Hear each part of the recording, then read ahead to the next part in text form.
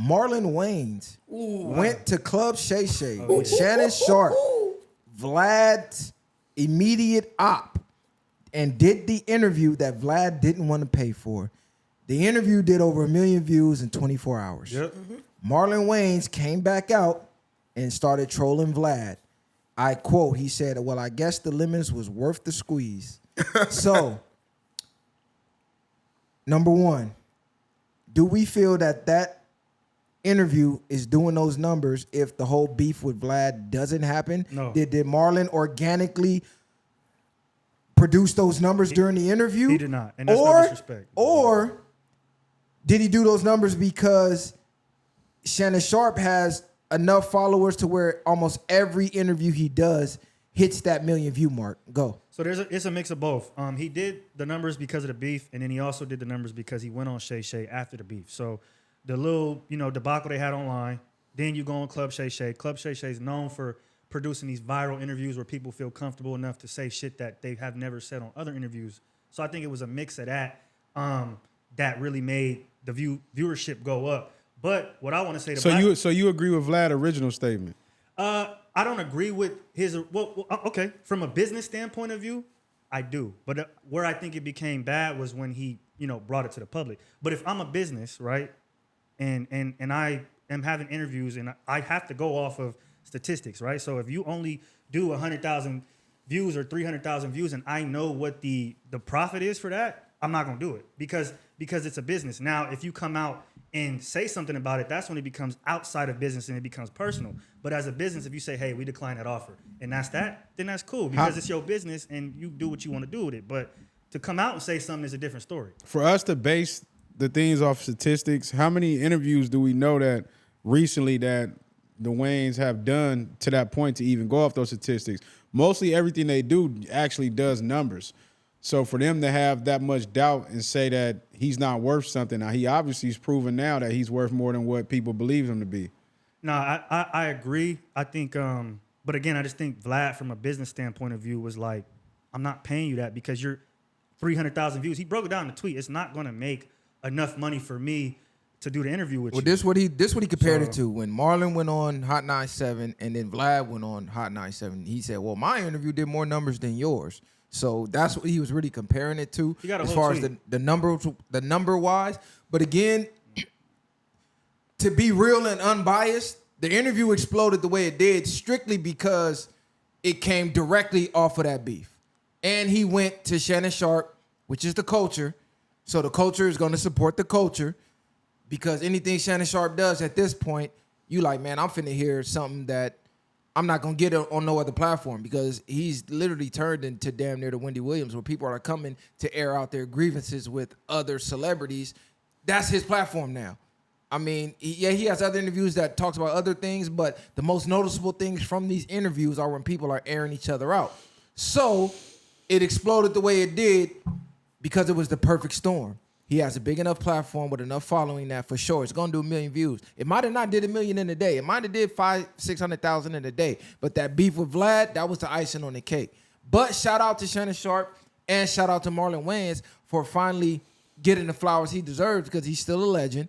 The interview was actually dope. Like he dropped a lot of knowledge and a lot of stories that were I didn't even know. Like what's the movie they had? How to be a menace while drinking your juice in the hood. Don't be a menace. Don't be a menace. Excuse me. Don't be a menace while drinking your juice in the hood. Take this nigga's black card for that one. How to be a menace. I know, You can't fuck up. bro. Spare me. But he was basically saying they had to write 10 to 20 different scripts. It was to the point where they ran out of ideas because they kept rejecting the script, saying write it again.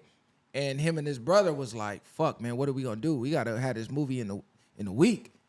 And he said he went and got high with his boy, and then everything that was happening when they got high, they just put in the script, and that's how the movie came along. So, and he was like, it wouldn't have happened that way if we didn't have to go through all those scripts. So this is a point we made on the show: is sometimes the universe is gonna test you. It wants to see how bad you really want something. So when you think you got the perfect script, nah, you got to move this mountain 20 times before you're able to move it. But once you finally move it, that's the right moment. That's the time that you're gonna shine the most, because those other scripts might have not hit as hard as those scripts. You might have thought it was perfect, but the universe was like, nah, you got better in you. Let me drain your tank and see what else you could come up with. So don't always quit. It's like 3 feet from gold, man. You digging, you right there.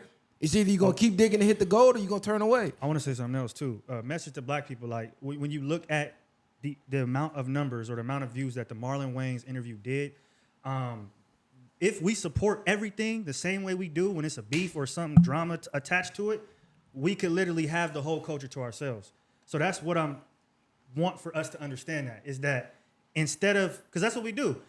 We won't give Marlon views, because you go look at his views, right, before the pre-Vlad little debacle, and they're not as much on YouTube as that interview was. So based off the back. I'm just saying that instead of supporting off the back of a beef or whatever it is, just support 24/7. Invest in it 24/7. So why, instead of when it's something, you know what I mean, drama to come from it. So when we say these type of things, why even us give negative connotations to certain things? So we saying Marlon is not worth something, or we're giving an opinion about something before it even happens to disagree with that. It's like the statistic with Vlad interview, to compare that is two different things. Marlon is not no fucking hip hop celebrity. So to go off stats with Vlad about, oh, I did more numbers on Hot 97. Of course, you're a fucking DJ that been around for 20 plus years probably in the industry, versus Marlon Wayans just being around certain rappers and him being an actor and doing certain different shit. Of course, you're going to do more numbers in that area. Now go do something about acting, Vlad. You would do 0 numbers compared to what Marlon would do when it comes to that. Facts. I mean, that's a fact. I 100% agree with that. But like I said, from a business standpoint, if I'm Vlad and I know you're not going to make me the money that I need, I'm not going to do it. But where it becomes bad is when you come out and you say something about it. That's the problem that I had. Like, if you don't want to do the interview, don't do it. But don't come out and bitch about it. That he wanted to charge you this and you didn't want to give it to him. I'm talking about Vlad doing that. But the interview, this is what I mean though. We're judging off an interview that's not even happened yet. You don't know it don't have to be just about acting. He has so much detail and experience about his life that he can make an interview go viral as it is now, versus just going off of one subject. But I'm saying that, but what Kylie's saying is from like a business standpoint. So I look at your last 5 interviews and they all do similar numbers. I'm gonna assume you're gonna do similar numbers here too. So if I'm paying you 40 bands and then your view count is breaking even or not doubling the 40 bands from a business aspect. No, I get what y'all saying. I'm not fucking with that. I get what y'all saying, but y'all said y'all basing statistics off of one interview that he said he did on Hot 97 and one interview that he did. That's what he said. No, I'm saying that's what Vlad said. That's what I mean. Yeah. Well, here's the thing. There's fault on both sides. Ultimately, I put it on Vlad, right? Because Vlad is operating a business. But Vlad, it's not Marlon's fault that your audience is a bunch of mindless, ignorant motherfuckers who aren't cultured at all. So they only follow negativity, shit about drugs, who's snitching, dumb shit like that. Marlon is an actor. He's a real accomplished actor, comedian. He's a Renaissance man in many ways. Your platform is really not big enough for Marlon. It's not vast enough for you to get those views because of your audience.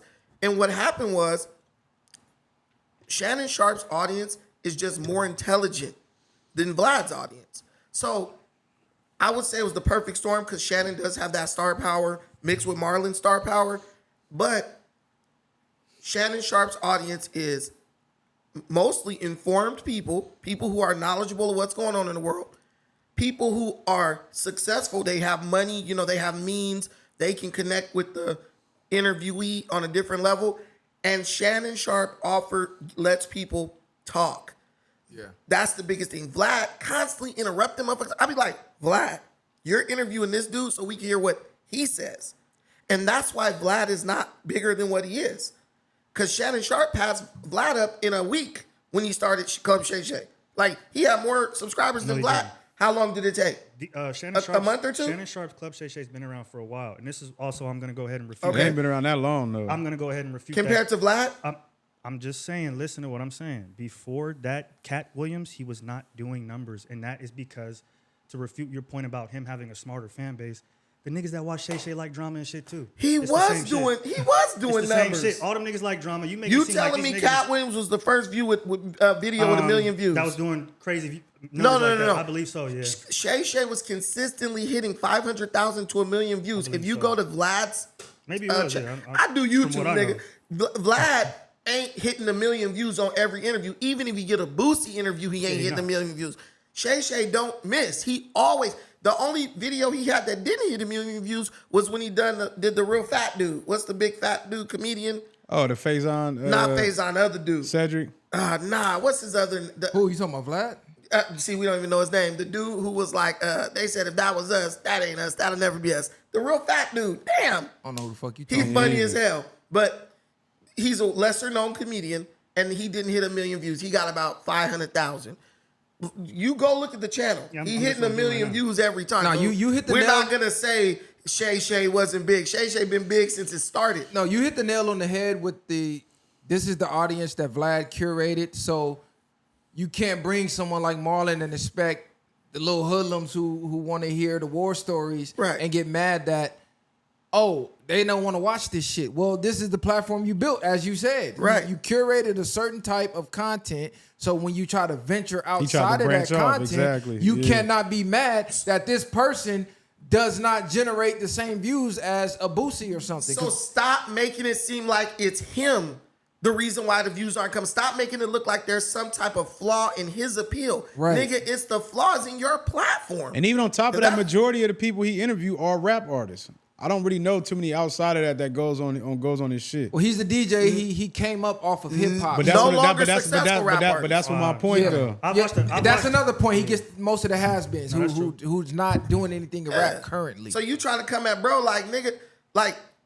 Bro, you trying to get champagne service for beer prices, my nigga. Like, facts. You are literally bringing a star. It's like bringing Will Smith. No, you bringing a legend. You could bring Will Smith on Vlad. I bet you won't get the views you gonna get. Will gonna do numbers anywhere. We'll do numbers anywhere. If Will go on Vlad and then go on Shay Shay the next week, those numbers are gonna eclipse Vlad's numbers because Shay Shay has the ability to like market that better than Vlad. He makes people more comfortable. He's actually engaged in the conversation with you. You don't even see Vlad in his damn interviews. So, and then he interrupted. If you're gonna interrupt, sit next to the person so we can see why is a mysterious figure interrupting a person. Like me, if I didn't even know Vlad, I'd be like, I'm not listening to this shit. He won't even let the dude get a word out. Like, was you the nigga pulling the trigger, shooting jumpers? Shut the fuck up. But that was my point. When we talked about it the first time, is he brings people on and then he starts to down talk them as if he's more intelligent. Mainly people from our culture, because he doesn't do this when he brings people on from his culture. But when he brings these rap artists on, he talks to them like he knows more than them. Even when he brought DJ Akademiks on, and Akademiks was telling them how he made a crazy flip off of Spotify stock, even though Spotify stock had plummeted at one point. Vlad was so sure that he didn't make the money he made because he was looking at how low the numbers were and how much it was worth when he got in. And then when he actually pulled the numbers up and everything Akademiks saying was accurate, he's like, oh yeah, all right, yeah. But it still wasn't. Like, he still had a little undertone to him. Like, he doesn't like being wrong. Golly, I looked at it. But it's crazy though, because you made a great point at the end of the day, because if that nigga, he know Marlon didn't go for that interview for that price, right? So now he understands when he deals with certain rappers, in his mind, he know he lowballing a lot of people. So if I'm able to lowball you to that extent, he already thinking that he's already superseding his intelligence over you, like you said. So now, just by you even accepting this, I know I can get at you a certain way. Versus people like Marlon now to stand up and be like, nah, I'm worth this much. Which is why it's going to get spooky for him if people start to take what Yayo said seriously and follow that blueprint. Instead of going to Vlad, go to the culture. 50 got this shit he about to start up. You could go to Shay Shay. You could go to the smaller outlets from the culture. And Vlad don't even exist. You could go to the Viral Way podcast. Like, we'll bring you up here. You come to Viral Way and Vlad won't exist because no one's going to Vlad to hear Vlad. If you look at the comments, everybody say the same thing Brandon is saying. Bro, shut the fuck up. He shot the jump shots. He threw the football. He shot the pistol. We want to hear his stories, not your opinion of it. Shay Shay brought on Tyrese and did 3.4 million views.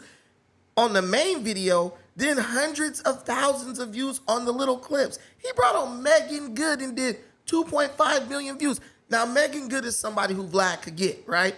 She ain't gonna get the views on Vlad that she gonna get on Shay Shay. Yeah. So we're holding the keys to the interview game right now, as far as like I would say the low level shit, like the hip hop type entertainment stuff. Just do what Marlon did. You try to underestimate me or try to downplay my worth, I'm gonna go to a bigger platform than you and give them the numbers that you're too lazy to get. Because when's the last time Vlad invested anything in his platform? You still got niggas sitting in regular ass chairs in front of a gray screen talking shit. Man, Shay Shay got the whole shit. Like, I feel comfortable when I watch this shit. Like, my ass is sitting on a plastic fold-out chair that's breaking because I'm fat as fuck. And I'm feeling like I'm really up in that little lounge with them. But you gotta realize, Shay, when you go to Shay Shay, it's the whole experience. It's like that Dave Chappelle skit where you got the